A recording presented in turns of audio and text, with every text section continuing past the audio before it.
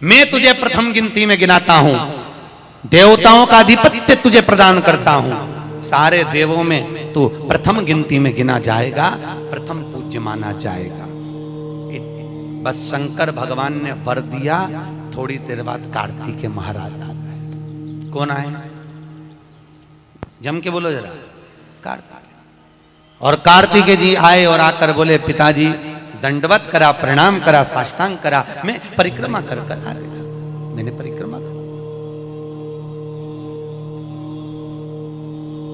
अब इधर तो देवता सब, सारे देवता मिलकर अक्षत छोड़ रहे गणेश जी के ऊपर, स्वस्ति वाचन हो रहा, लोग प्रणाम कर रहे, नमन कर रहे, लोग आवाज लगा रहे, श्री गणेश जी महाराज की।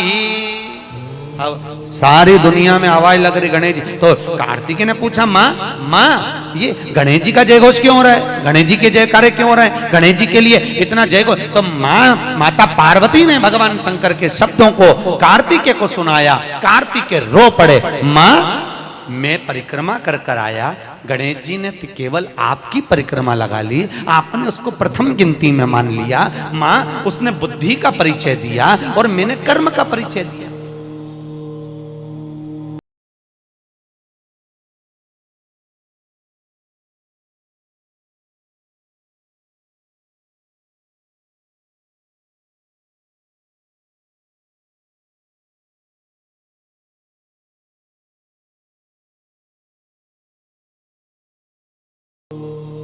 व्यक्ति को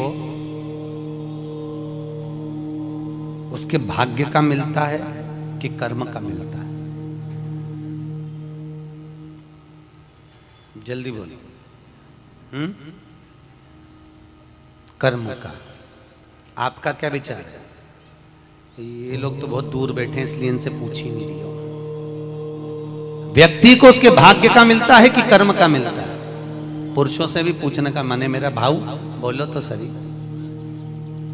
कि उसके कर्म का मिलेगा कि भाग्य का मिलेगा? है दोनों का मिलेगा। मेरी माताएं जीजियां बिल्कुल सही कह रही है, दोनों का ही चाहिए। काय का भाग्य का और कर्म का, ये दो हैं।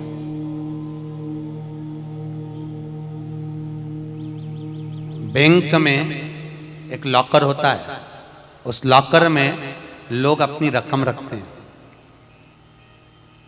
बोलो तो सही है गलत? रखते हैं कि नहीं रखते? अपनी चेन, अंगूठी, मोबाइल, पर्स सब लॉकर के अंदर रखते हैं। बैंक में लॉकर होता है, लॉकर में रखने के बाद में लॉकर की दो चाबी होती है। कितनी चाबी लॉकर की? दो। एक चाबी तुम्हारे पास, एक चाबी मैनेजर के पास। तुम्हारी चाबी कितनी भी लगा लो, जब तक मैनेजर की चाबी नहीं लगेगी तब तक वो लॉकर, अरे बोलो जम के, नहीं खुलेगी। और बैंक का मैनेजर कितनी भी चाबी लगा ले, लॉकर खुलेगा क्या? नहीं, तुम्हारी चाबी लगना जरूरी है। उसी तरह तुम्हारी चाबी है कर्म की चाबी, तुम कितनी भी घुमा लो पर वो ताला नहीं खुल सकता जब तक मैनेजर मेरा शंकर अपनी भाग्य की चाबी घुमा कर नहीं जाए। इसलिए तुम कर्म करो, भाग्य की चाबी मेरा भोलेनाथ घुमाएगा, और कब क्या दे जाए तुम्हें मालूम ही नहीं पड़ पाएगा। इसलिए चाबी दोनों होना चाहिए, एक भाग्य की, एक कर्म की। दो चाबी होंगी लॉकर खुलेगा, अगर एक चाबी लगी तो लॉकर नहीं खुलेगा। गणेश जी महाराज को भगवान कार्तिकेय महाराज बोल रहे हैं, माँ मैं कर्म करने गया था, मैं परिक्रमा करने गया था, और यहाँ गणेश जी महाराज को तुमने प्रथम गिनती में बना दिया। माँ ये क्या हुआ? माता पार्वती को गुस्सा तो बहुत आया, क्रोध भी आया, माँ पार्वती की आंख में अश्रु भी भर गए महाराज, आंसू है माता पार्वती के नयन, अश्रु।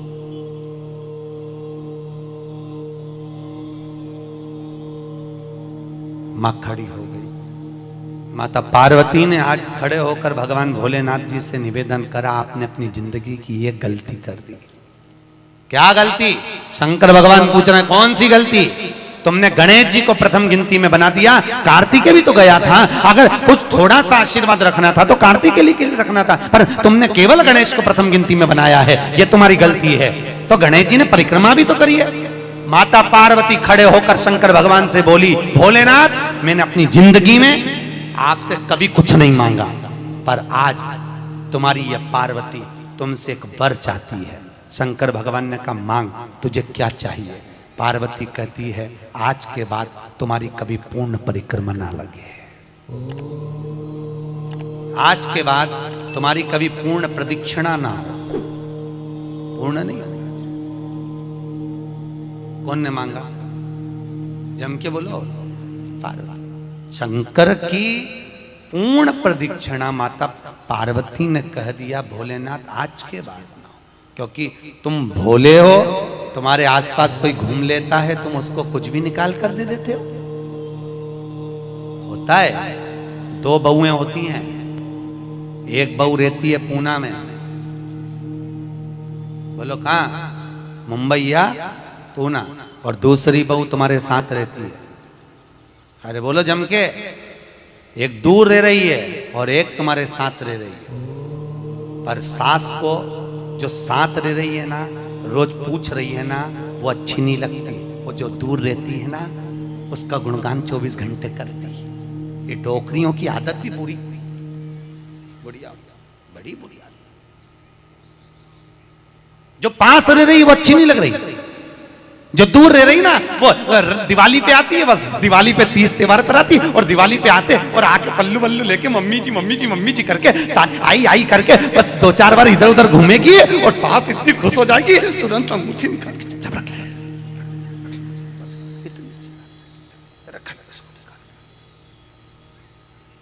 जो तुम्हारे पास में है वो बुरी लग रही है, वो चाय दे रही है, दूध दे रही है, बस बोलने में कभी कभी बोल देती है। अब बहुएं हैं बेचारी, हो जाता है। एक सास बहू से कहती है, मैं सुबह 5 बजे उठती हूं, तू 4 बजे उठाकर। अब वो झगड़ा करते करते हमारे पास आ गए और हमारे पास आके बोली, गुरुजी ये मेरी सास मुझे परेशान करे। मैंने बोला, तेरी सास को क्या बोल रही है? तो क्या मैं 5 बजे उठूं तो बहू 4 बजे उठना चाहिए। तो मैंने कहा, अच्छी बात बोली, कोई दिक्कत वाली बात नहीं है। एक काम कर, बहू की उम्र है 20 साल, तेरी उम्र है 70 साल, तू 20 साल की बन जा, मैं भी इसको जगाना चालू कर देता हूं। जब तुम, वो कहते हैं ना, सास भी कभी बहू थी। जब तुम बहू थे, तुम भी खूब अलमस्त चकाचक सोते थे, और तुम्हारी सास पहले उठती थी। बुढ़ापे में नींद नहीं आती जीजी, आती क्या? अरे बोलो तो, आती बुढ़ापे में नहीं। मनुष्य की उम्र, गधा की उम्र, कुत्ता की उम्र और उल्लू की उम्र बराबर थी। किस किस की? जम के बोलो। मनुष्य, गधा, कुत्ता, उल्लू, सबको पहचानती हो? ठीक है, सबकी उम्र बराबर है, 40-40 साल। मनुष्य पहले 40 साल का था, गधा 40 साल का था, कुत्ता 40 साल का था, उल्लू 40 साल का था। सबकी उम्र लेवल में बिल्कुल बराबर थी। भगवान के देर अंधेर कुछ ये ऊंचा नीचा लेवल अपने यहाँ चले, भगवान क्या नहीं चले। भगवान ने सबकी उम्र 40-40 साल रखी, सबकी उम्र 40। एक दिन गधा भगवान के पास में आया और गधे ने भगवान से आकर कहा, अरे भोलेनाथ। भगवान शंकर ने पूछा, क्या हो गया? महाराज, हमारी उम्र 40 साल की दे दी, हम लोगों का बोझा ढोते रहे, लोगों का वजन ढोते रहे, महाराज हमारी उम्र बिल्कुल आधी कर दो, बिल्कुल आधी, हमें इतनी लंबी उम्र नहीं चाहिए। भगवान ने कहा, ठीक है गधा, आज से तू 20 साल का। गधा कितने साल का हो गया? अरे जम के बोलो, 20 साल का। थोड़ी देर बाद मनुष्य, आवाज सेट करो, मनुष्य, इको खत्म हो गया, डिले नहीं आ रहा, मनुष्य। और थोड़ी देर बाद में मनुष्य भगवान के पास पहुंचा। भोलेनाथ आगे वापस आगे मनुष्य पहुंचा और भगवान के पास जाकर बोला, भोलेनाथ। भगवान शंकर ने पूछा, अब तुझे क्या हो गया? भोलेनाथ, 40 में मेरा क्या होगा प्रभु? भगवान ने कहा, गधे की बच्ची है, कितने साल बचे हैं? 20। मनुष्य कहा दे दो प्रभु, भगवान ने कल ले जा। कितने का हो गया? जम के बोलो 60 का। थोड़ी देर बाद कुत्ता आ गया। कुत्ता शंकर जी से बोले भोलेनाथ। शंकर भगवान ने पूछा तुझे क्या हो गया? महाराज 40 साल की उम्र दे दी, लोगों के दरवाजे पर बैठा रहूं, दरवाजे पे बैठकर झूठन चाटूं, दरवाजे पे बैठ के रोटी खाऊं, दरवाजे पे दुम हिलाऊं और दरवाजे पे से चिल्लाऊं महाराज मेरी उम्र कम कर दो। भगवान ने कहा ठीक है कुत्ता, आज से तू 20 साल का। थोड़ी देर बाद मनुष्य फिर आ गया। भोलेनाथ 60 में क्या होगा? भगवान ने कहा कुत्ता की बच्ची है कि चल जा।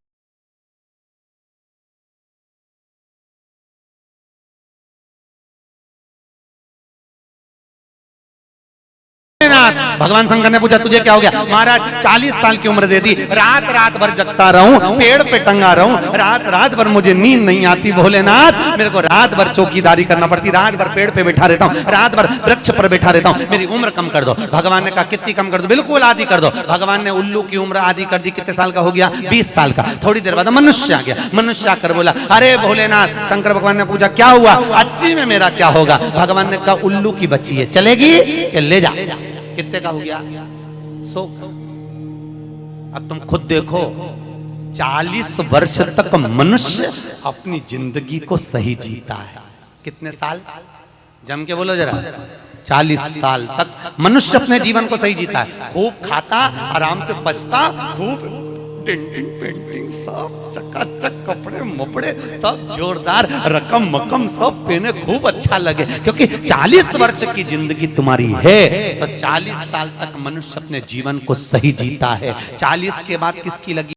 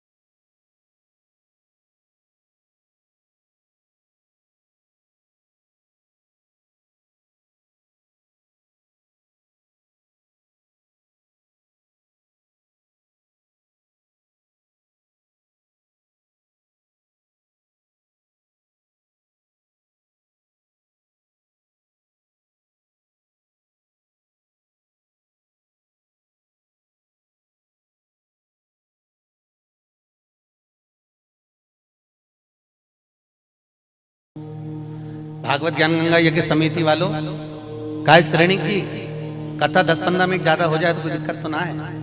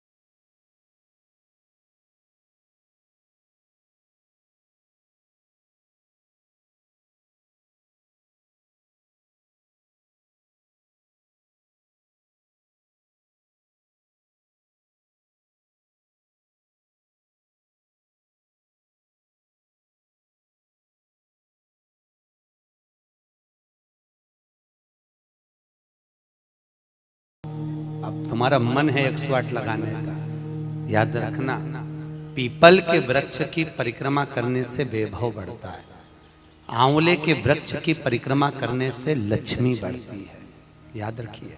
तुलसी की परिक्रमा करने से सौभाग्य बढ़ता है।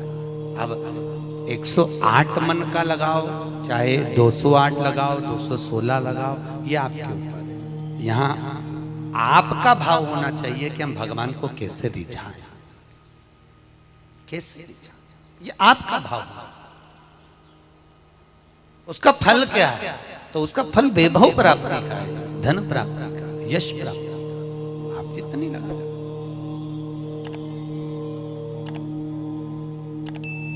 ऋषभदेव जी के पुत्र श्री भरत जी महाराज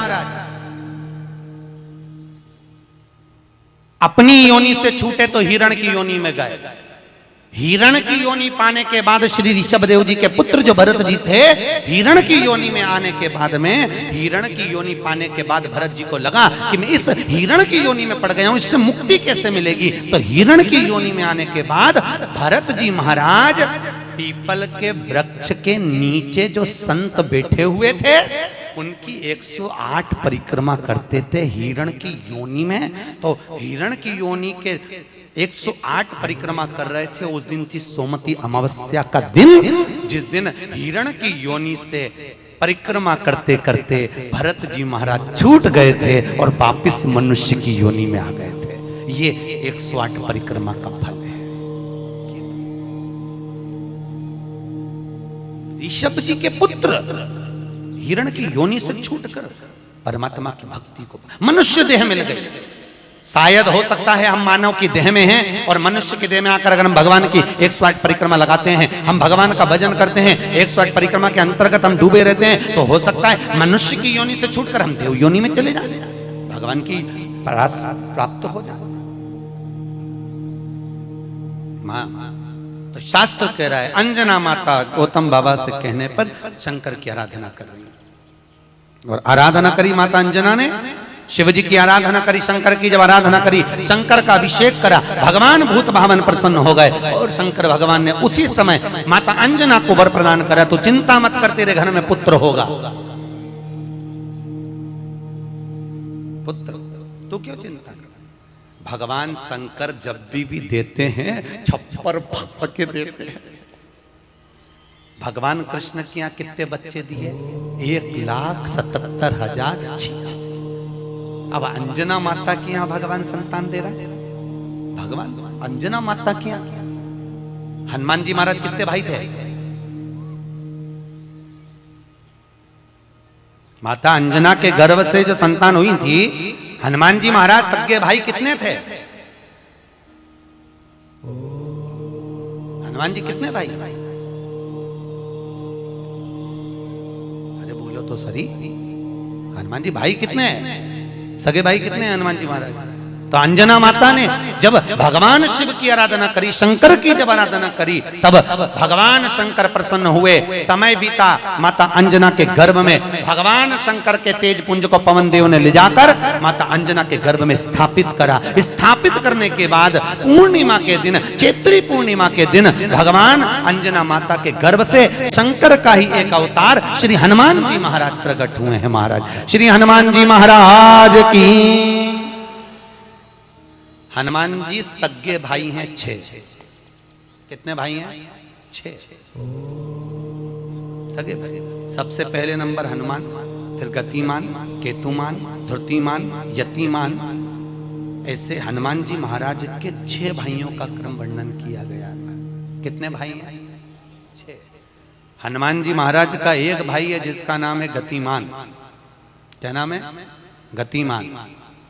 और जिसके यहाँ पर फैक्ट्री हो, किसी भी तरह की फैक्ट्री हो, चाहे वो नट बोल्ट की हो, पानी की हो, किसी भी तरह की फैक्ट्री हो, अगर फैक्ट्री में जरा सी भी तकलीफ आती है तो हनुमान जी महाराज के उल्टा पांव, लेफ्ट पांव के नीचे का सिंदूर लाकर गतिमान का नाम लेकर अगर फैक्ट्री पर स्वस्तिक बना दिया जाता है तो वो फैक्ट्री धड़ाके से चलना चालू हो जाती है, कभी खराब नहीं होती, कभी परेशान नहीं करती। महाराज गतिमान हनुमान जी के 3रे नंबर का भाई गतिमान का नाम। ये जो राजनेता होते हैं ना, जब चुनाव लड़ने के लिए जाते हैं और उन्हें विजय प्राप्त करना है, तो विजय पाने के लिए वो एक ही काम करते हैं। हनुमान जी के तीसरे नंबर का भाई गतिमान, उस गतिमान के नाम से जो व्यक्ति युद्ध करने के लिए जा रहा है या विजय पाने के लिए जा रहा है, अपने बराबर का लच्छा जानते हो, नाड़ा मोली, उसको नाप कर गतिमान के नाम से लपेट कर हनुमान जी के मंदिर में रख देता है और उस मोली को फिर अपने हाथ पर बांध लेता है, तो वो हार नहीं सकता, विजय ही प्राप्त करेगा। गतिमान का इतना प्रभाव है कुछ गतिमान है, नीचे नहीं है, उसकी प्रखर गतिमान। श्री हनुमान जी महाराज का प्रागट्य हुआ, अंजना माता के गर्भ से श्री हनुमान जी महाराज प्रकट हुए। पवन तनय संकट हरन मंगल मूर्त रूप, राम लखन सीता सहित हृदय बसौ सुर भूप। श्री हनुमान जी महाराज प्रकट हुए, देवताओं ने पुष्पों की वृष्टि करी, गंधर्व गान करे, अप्सरा नृत्य करी, चारों तरफ सुख समाहित हुआ। श्री हनुमान जी महाराज की, हनुमान जी महाराज प्रकट प्रबल। रावण को मारने में सबसे ज्यादा सहयोग किसने करा था? अरे जम के तो बोलो, हनुमान जी। पूरी पृथ्वी पर सबसे ज्यादा मंदिर किसके हैं? बोलो तो हनुमान के। अपने करमाला में तुम गिनना, अगली बार आऊंगा तो पूछूंगा। अगर अगली बार भागवत ज्ञान गंगा यज्ञ समिति ने मान लो बुलाया, तो पूछूंगा आपसे आके कि करमाला में कितने हनुमान जी के मंदिर हैं और राम जी के मंदिर कितने हैं। राम जी के मंदिर अगर 5 होंगे तो हनुमान जी के मंदिर 20 होंगे। हर जगह पर हनुमान मिल जाएंगे, हर जगह, कहीं पीपल के नीचे, कहीं कहीं बैठे हुए, कहीं कहीं बैठे, हनुमान ही हनुमान, ढेर सारे हनुमान। आखिर हनुमान जी के मंदिर ज्यादा, राम जी के मंदिर कम क्यों? नहीं तो राम के मंदिर ज्यादा होना चाहिए, हनुमान के मंदिर कम होना चाहिए। पर हनुमान के मंदिर ज्यादा इसलिए हुए क्योंकि हनुमान जी ने राम जी की इतनी सेवा करी कि भारत की भूमि पर सेवा पुजा गई, इसलिए हनुमान जी के मंदिर ही मंदिर बन गए। मंदिर तुम्हारे भी बन सकते हैं अगर तुम सही से माता पिता की सेवा करो तो। मंदिर बनने में देरी नहीं लगी, तुम करो तो मंदिर बन जाए। रावण को मारने में सबसे ज्यादा सहयोग किसका था? अरे बोलो जम के, हनुमान जी का।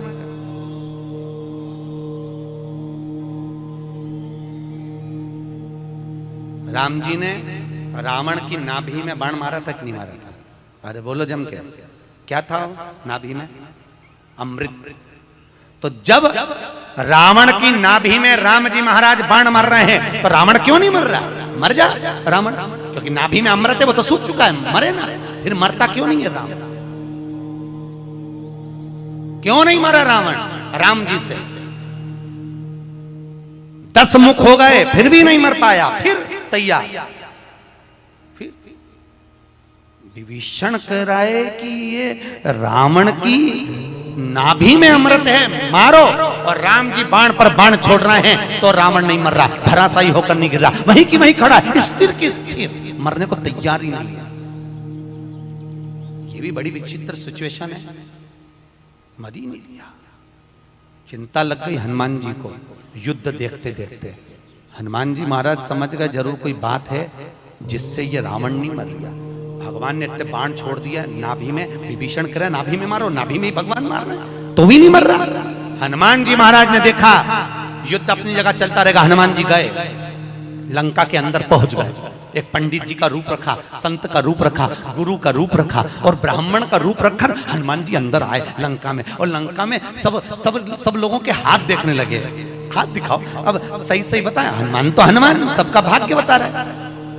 इतने में मंदोदरी के पास खबर पहुंच गई कि लंका में कोई ऐसा विद्वान पंडित आया है जिसको हाथ दिखा तो भाग्य बताता है। मंदोदरी निकल कर बाहर आ गई। मंदोदरी ने आकर कहा, ब्राह्मण देवता मेरा हाथ देखकर बताओ कि मेरा भाग्य क्या कहता है। इतने में हनुमान जी ब्राह्मण के रूप में थे। हनुमान जी ने कहा, पंडित जी बोले ब्राह्मण के रूप में, हनुमान जी बोले तेरे पति के ऊपर काल मंडरा रहा है और तेरा पति मरने को तत्पर खड़ा है। पर सुन, ए स्त्री, तेरा पति इतनी जल्दी नहीं मर सकता, क्योंकि तेरे पति के पास जरूर कोई राज की बात है। इतने में मंदोदरी बोली, पंडित जी आपने बिल्कुल सही कहा, एक ऐसी राज की बात है, मेरा पति मर ही नहीं सकता। हनुमान जी तुरंत बोले, वो राज की बात या तो मैं जानता हूं या तू जानती है।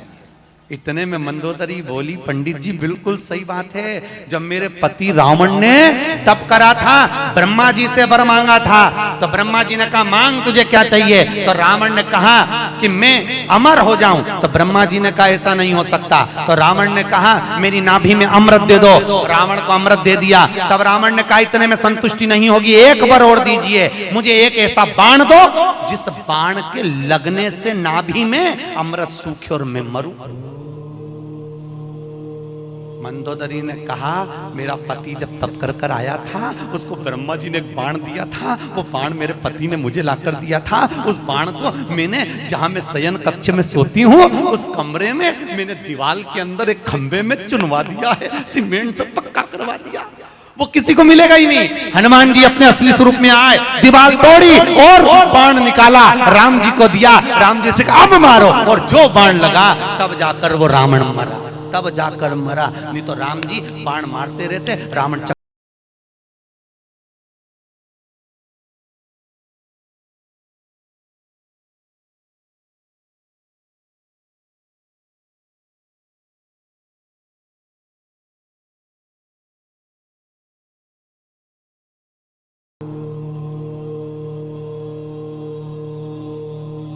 राम नाम मिलेंगे हनुमान के बिना।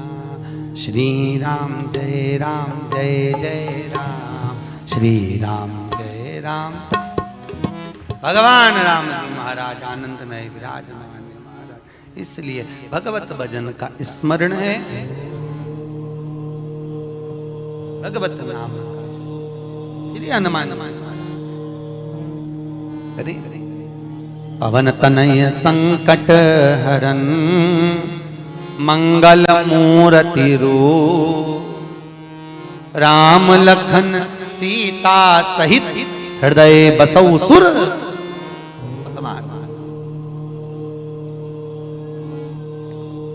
श्री हनुमान सहज नहीं, हनुमान जी महाराज आनंद में स्थापित हुए, विराजमान हुए। कुछ समय बीतता है महाराज, और उस समय की अनुकूलता में भगवान तुमरुका जी चंचुला देवी को भगवान शंकर के नंदन वन भ्रमण की चर्चा करते हैं। भगवान शंकर माता पार्वती के साथ में काशी घूमने के लिए गए, माता पार्वती अकेली बैठी हुई थी, शंकर भगवान को जाना पड़ा कोई काम से। पार्वती जी बोली मैं अकेली क्या करूंगी भोलेनाथ। शंकर भगवान ने कहा पार्वती तेरे एकांत को मिटाने के लिए तू इस वृक्ष से, सामने अशोक का वृक्ष था, इस वृक्ष से जो मांगेगी वो तुझे मिल जाएगा। पार्वती जी ने अपने शोक को दूर करने के लिए, एकांत को दूर करने के लिए अशोक के वृक्ष से एक अशोक सुंदरी को प्रकट करा। शंकर भगवान की 6 नंबर की लड़की है अशोक सुंदरी। थोड़ा आवाज बढ़ाओ, रिटर्न किया।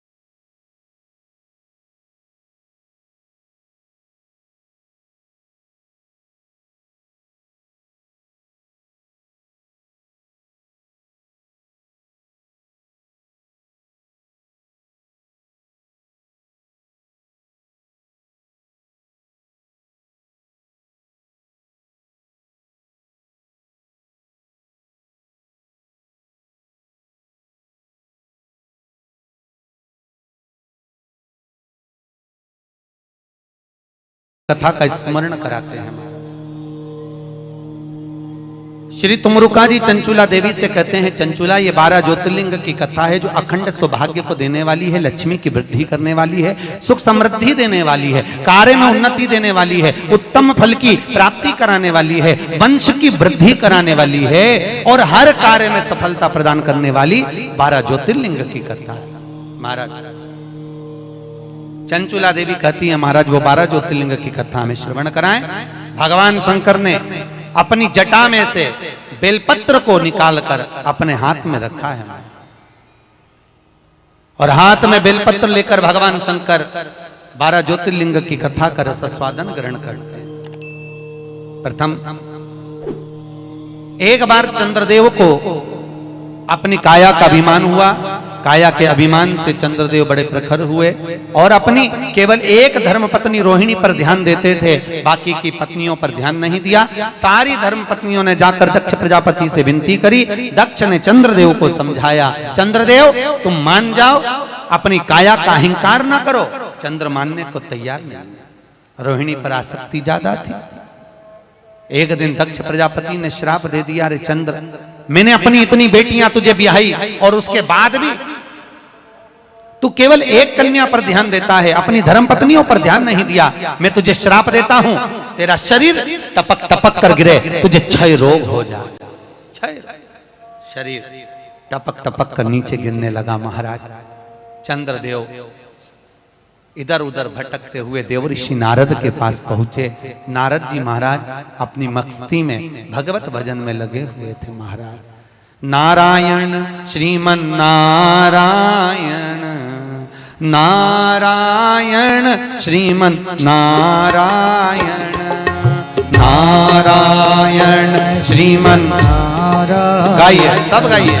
नारायण श्रीमन नारायण, ओ नारायण श्रीमन नारायण, नारायण श्रीमन नारायण, नारायण श्रीमन नारायण, ओहो नारायण श्रीमन नारायण, नारायण श्रीमन नारायण, नारायण श्रीमन नारायण, नारायण श्रीमन नारायण, ओहो नारायण श्रीमन नारायण, नारायण श्रीमन नारायण, नारायण श्रीमन नारायण,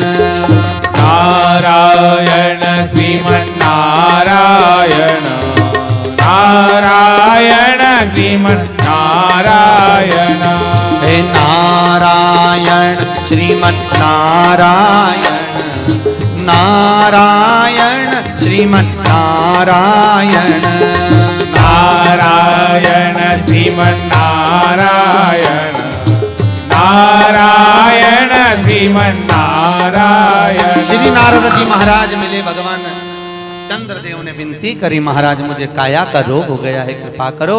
भगवान चंद्र की विनती सुनकर देवऋषि नारद ने शंकर जी का पूजन का विधान बताया।